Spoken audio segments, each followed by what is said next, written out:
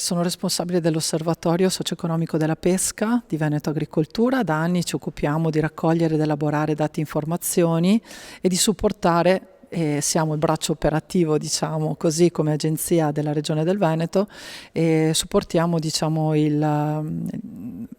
politica, il policy maker nelle attività legate allo sviluppo strategico dei diversi settori, in questo caso appunto la pesca.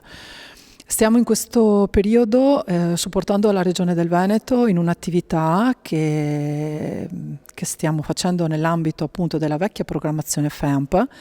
Stiamo organizzando tutta una serie di incontri sul territorio, focus group nello specifico, con i diversi comparti, i diversi settori della pesca e con loro stiamo cercando di capire cosa è andato bene nella vecchia programmazione, cosa dovrebbe essere un attimo, diciamo, cambiato, modificato, reiterato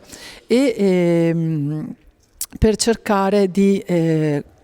costruire il prossimo programma in modo più soddisfacente anche per gli operatori del settore, perché ovviamente la soddisfazione della Regione,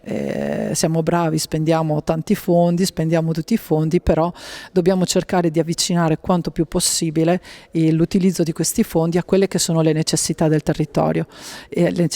necessità della pesca. Infatti stiamo appunto organizzando questi incontri proprio finalizzati a far incontrare quelle che sono le necessità dei diversi comparti: strascico, volante, draghe idrauliche, piccola pesca artigianale, piccola pesca costiera, allevamento. Domani per esempio abbiamo un incontro proprio con i mercati ittici e parleremo di logistica, e quindi cercheremo in questo incontro di tirar fuori quelle che sono le